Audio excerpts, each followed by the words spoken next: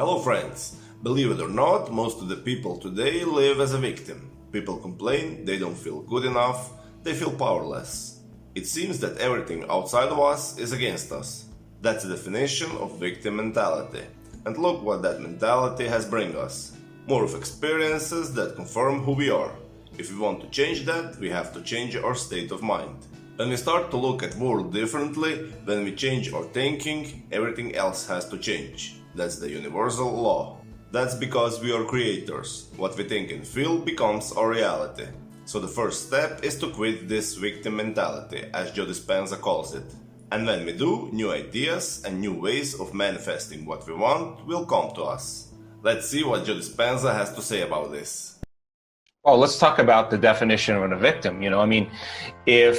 If I approached somebody listening to this show and I'd say, "What's wrong with you?" And, "Oh, I'm in a bad mood today." "Well, why are you in a bad mood?" "Well, because of my coworker, because of my staff, because of my stats, because of the news, because of my ex." What they're really saying is, unconsciously now in a program, that something outside of me, some person or circumstance, is controlling the way I feel and the way I think.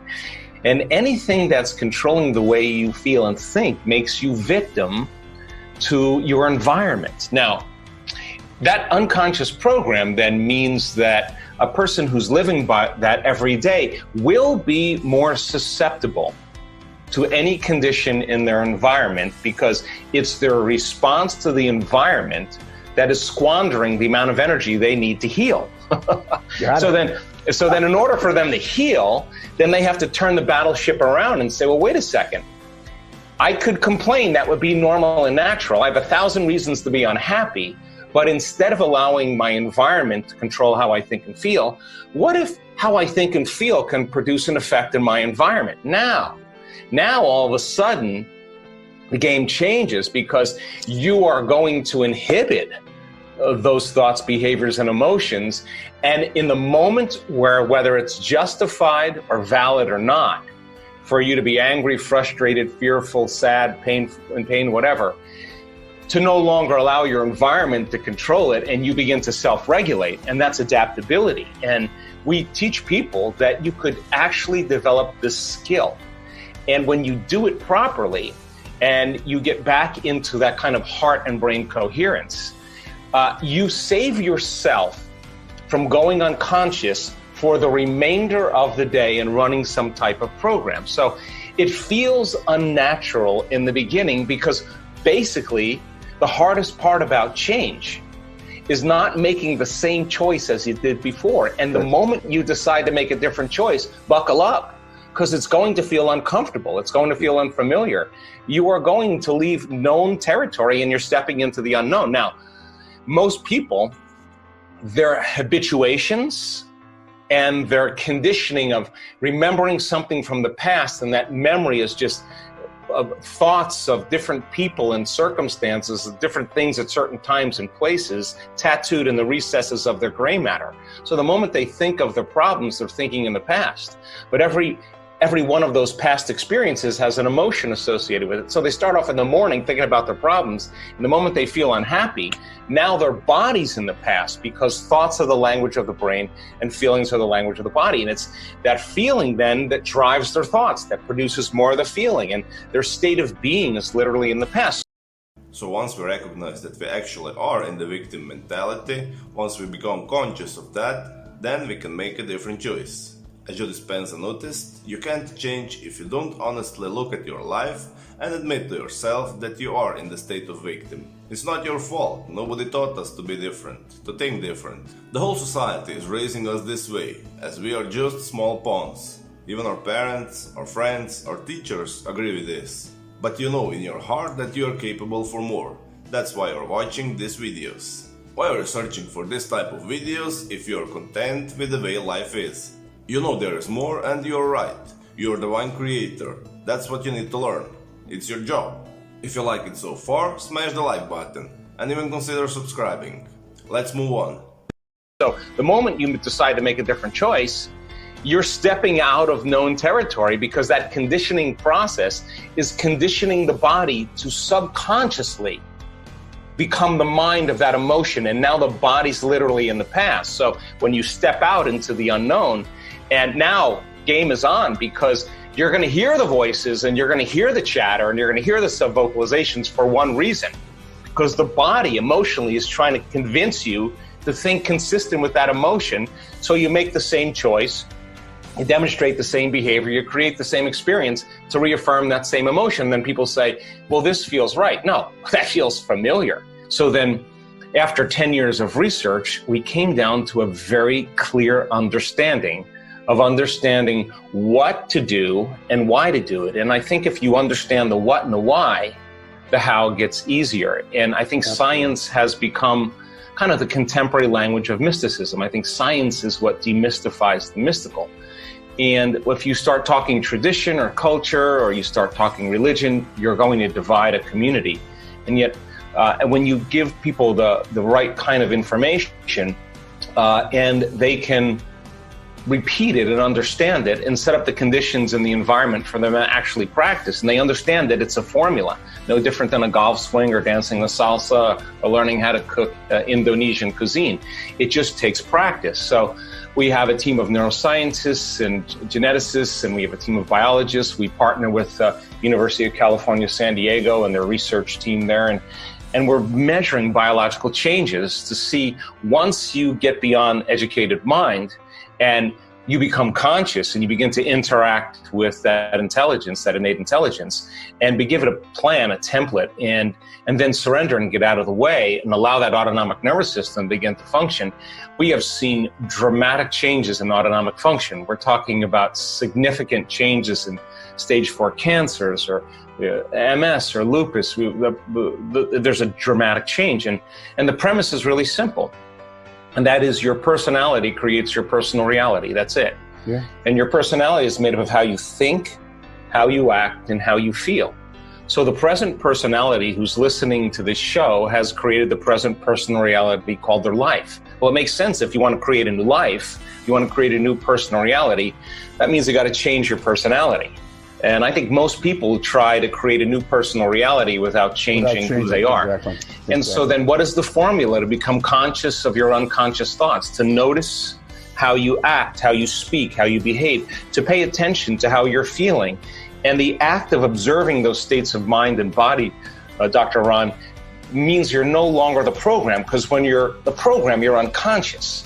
So the first step to change is becoming conscious of that unconscious process. Turns out the word meditation literally means to become familiar with. Now, that's lighting a match in a dark place, and that means then when you sit down to create something new in your life, you're going to come up against all the things that have to change in order for you to arrive there. If you want something new, you will need to start behaving in new ways, and you will need to embrace the unknown. The best part of this is that not only you will manifest those magical experiences, but life will surprise you with the way they will come into your life. What you can do is that you can focus on the end screen when the goal is already manifested, and reside there in your mind as often as you can, and just live your day-to-day life. What will happen is this: you'll witness so crazy and unrealistic synchronicities that you will probably think that it's all just big coincidence. But since now you're more conscious, you will understand that you're the cause of those synchronicities. If there is no witness, then those coincidences couldn't happen.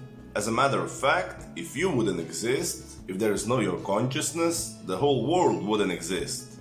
Don't you agree? Start seeing your power. Let's go on. So that lighting that match in the dark place is all of a sudden coming up against thoughts like, I can't, it's too hard, I'll never change, it's my ex's fault, or, you complain, you blame, you make excuses, you feel sorry for yourself. These are all unconscious programs. You live for 20 years of feeling guilt, but you don't know it's guilt because you feel that way for the last 20 years. It becomes normal.